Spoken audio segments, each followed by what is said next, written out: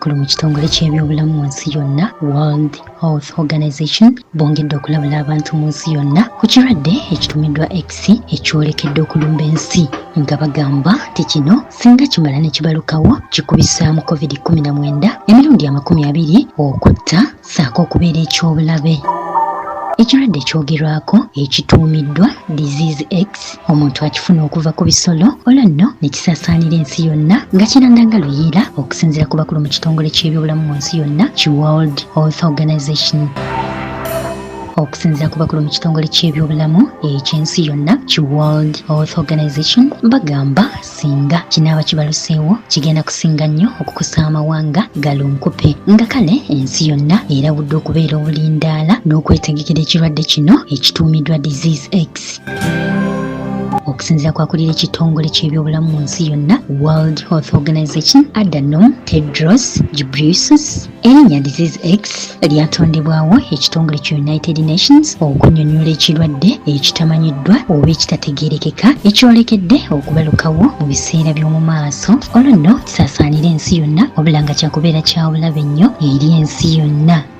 Abakulu okuva mu World Health Organization bagamba nti bakyekenneenya okukola okunoonyereza era n'okusoma ekirwadde kino nga mu kaseera kano tebamanyi oba tebannaba kutegeerera ddala bulungi bubonero bwennyini kw'oyinza okulabira oba kw'oyinza okutegeerera omuntu abeera akwatiddwa ekirwadde kino ekimanyiddwa nga Disease X, emisinde kwe kisaasaanira n'ebirala, era nga bagamba bakyetaagira ddala okusoma n'okukikolako okunoonyereza kigenda okujja nga waakiri balina ekyokuddamu era nga balina we batandikira naye nga bagamba okusinziira nga bwe balengera ekirwadde kino bagamba nti kyakukubisaamu COVID-19 emirundi 20 okubeera namuta n'okubeera ekyobulabe ennyo nga kale nno n'olw'ensonga eno abakulu mu World Health Organization kino kye kimu ku birwadde bye batadde ku lukalala lw'ebirwadde binamutta omwaka guno 2024. Ekirwadde kino Disease X kisimbiddwako nnyo essira mu ntuula zonna ez'ekitongole kya World Health Organization ez'omwaka guno ng'ekirwadde ekyolekedde okuteeka ensi yonna ku bunkenke nga kale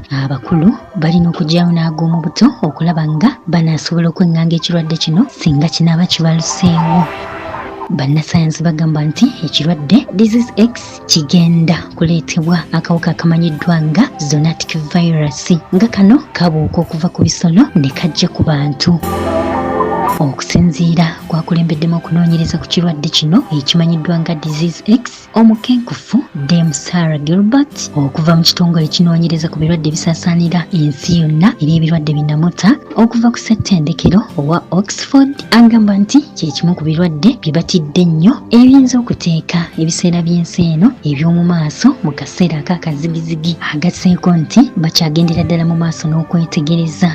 Ate y'omuwi w'amagezi mu kitongole ki World Health Organization John Ani Tijen alabudde nti olw'okuba obutonde bw'ensi bwonooneddwa nnyo ebisolo ne byongera okusemberera abantu akawuka zoonotic akagenda okuvaako ekirwadde Disease X kigenda kukabeerera kyangu nnyo okubuukira abantu nga kale amawanga galabuddwa naddala ku nsonga y'okwonoona obutonde bw'ensi agasseeko nti eri amawanga ago agabadde nnyo amasaale mu kwonoona obutonde bw'ensi akawuka kano gye kayinza okusookera era alabudde gabeere bulindaala.